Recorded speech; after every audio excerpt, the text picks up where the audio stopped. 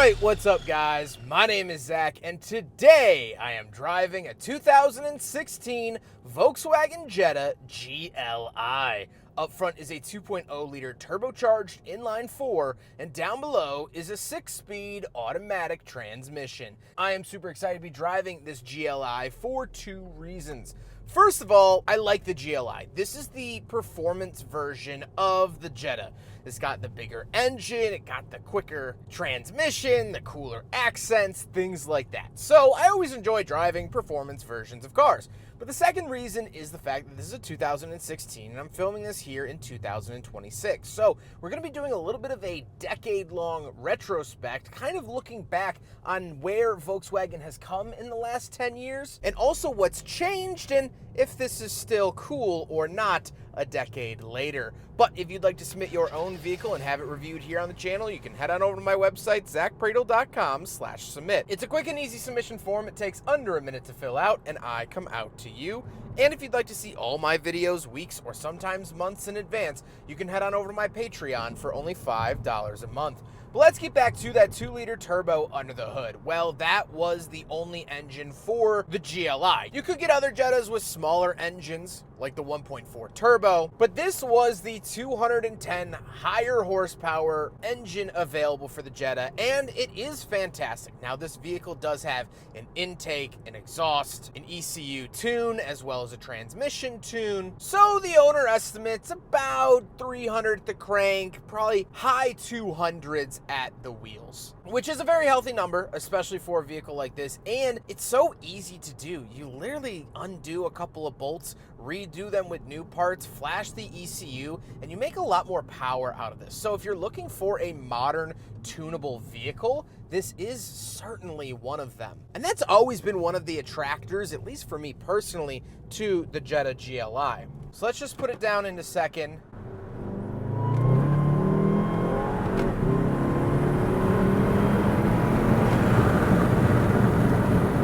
Probably didn't hear much, but I felt a lot.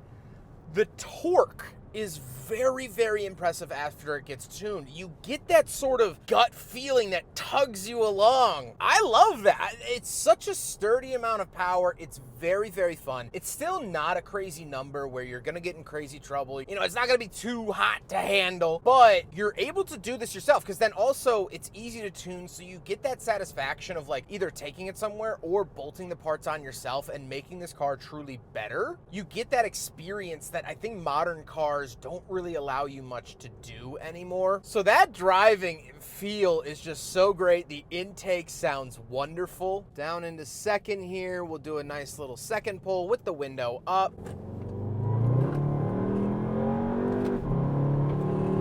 DSG lightning quick. That is borderline intoxicating. Like I said, is my mind being blown? Not quite, but it just brings me so much joy. And it's sort of that healthy amount of joy where I'm not shivering for my life. I'm not really endangering anyone, but you get that nice, solid feeling. That's what I love about these cars. That's what I love about tuning these cars. And like I said, again, it's just simple, simple, simple.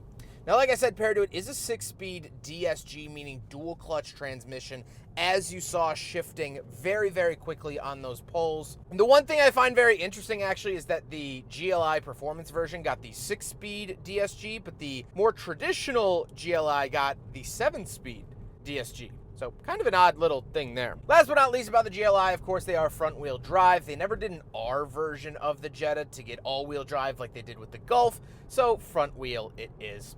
How does it feel to drive the Jetta GLI? Well, that's the nice thing. It is pretty two-sided. You can drive it in a very calm, smooth, collected manner, and it's going to drive like your aunt or uncle's economy car. It's going to drive like a Camry at slow speeds, at normal speeds, which I think there's a huge benefit too. Then when you put it down, you put your foot into it, you hear that high-pitched whistle from the turbo, then it becomes something different and changes its entire personality. And I really, really like that. I love dual personality cars because you can enjoy them in a lot more circumstances. This isn't going to beat you up when you're not on a back road, and it's not going to make you snooze if you are on a back road. That is a nice lane to be in, and that's where the Jetta occupies. Ride quality is okay. Can't say it's amazing. It's not Audi levels great, but it's okay. Visibility is fine enough. This does have aftermarket tints as well, so something to note. With that stuff out of the way, let's talk about the interior. Well, in front of me, I have 4 gauges and a screen. Off to the left is my tachometer and coolant temperature, and off to the right is the speedometer and fuel. We do get that digital screen in the center giving you some vital information, but nothing beyond that. On the steering wheel, on the left, we do have our cruise control settings as well as volume, and off to the right, we have skip track, phone options, and selectors, and of course, we do get a little GLI badge down at the center of the steering wheel.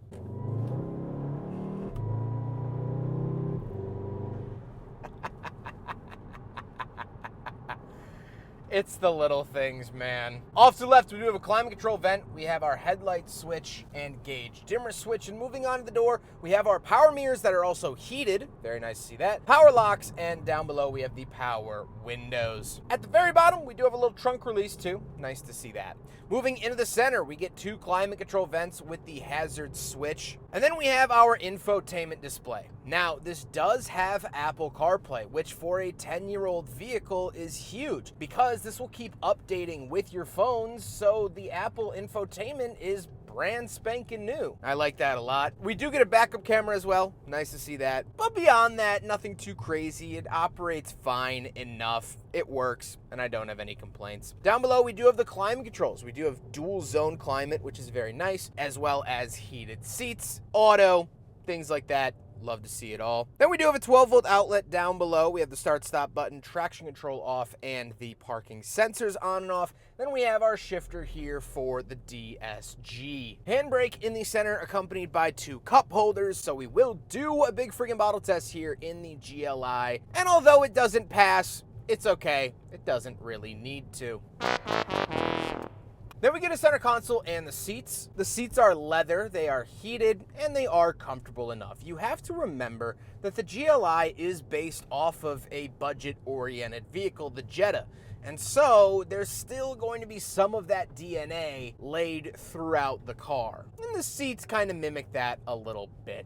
However, speaking of seats, we do have back seats. So let's go do a back seat review. You know, this is gonna be a little nostalgic for me. I had a lot of friends that had these in high school and whatnot, so definitely have ridden in the back of GLIs quite a bit in my life. And I don't remember them being quite as snug, but the seat is back somewhat, so I guess you could move forward, and if I spread my legs, they're not hitting as bad. We do get an aftermarket charger. This is actually pretty cool and smart. You got USB-C and iPhone charger. Very cool. But we do have some cubbies down here and a 12-volt outlet that is plugged into. We have these nice leather seats as well. We have a center armrest with cup holders in there. Knee room ain't great, but honestly, headroom ain't bad either. So that is very, very nice to see and feel, is that I can fit back here. I'm 5'11", not a small guy.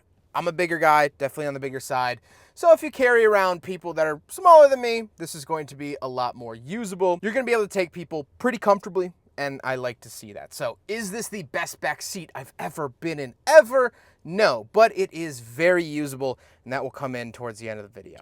Let's talk about the trunk space, more usability, and then we'll talk about the looks. All right, coming around the back of the Jetta GLI, there is a button right above the license plate, and there you go. Pretty usable trunk, pretty standard trunk. Again, as we talked about with the seats, this is based off an economy car, so this is still very economy. You know, families had to use this and things like that, where maybe the Jetta GLI wasn't necessarily oriented towards families, but the Jetta overall was, so it still gets that nice amount of trunk space. There you go, little handle here to flip it back down.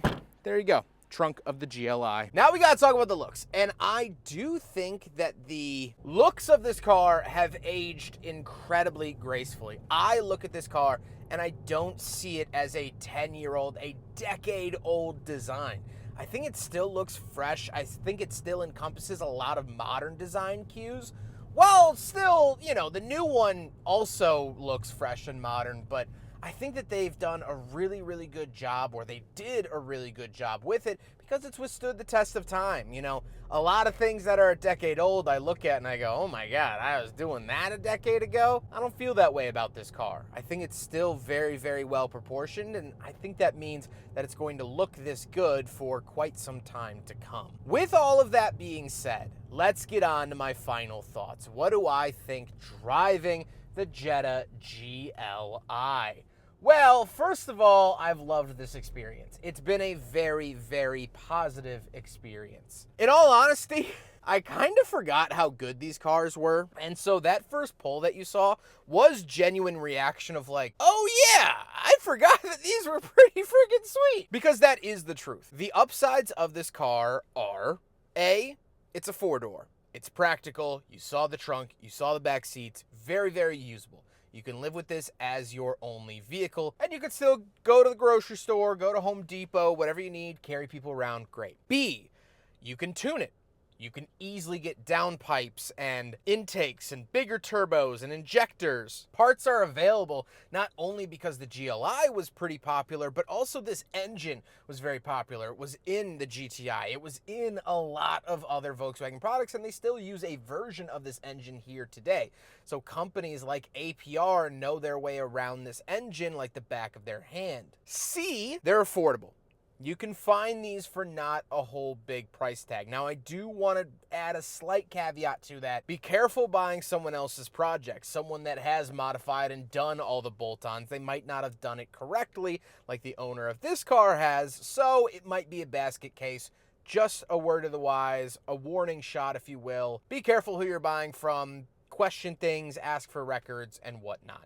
But you can find these for affordable prices. You could also find them unmodified. It's a little bit less common, but you can. And so all of that paired together, the practicality, the tunability, and the affordability all together make this a really, really solid used car. And the cherry on top is the fact that this doesn't feel ancient. It still feels like a modern car. And that's the best thing in the world. You can look and feel and perform in a modern way while paying older prices. I hope you guys enjoyed the video. Huge thank you to Alex for letting me borrow his GLI and reminding me of how great these cars were. He's been absolutely wonderful to work with. Really appreciate him meeting me on a semi-short notice and letting me get behind the wheel, because this is just really, truly fantastic. But I hope you guys enjoyed the video. Don't forget to rate the video, comment on the video, and subscribe if you really liked it.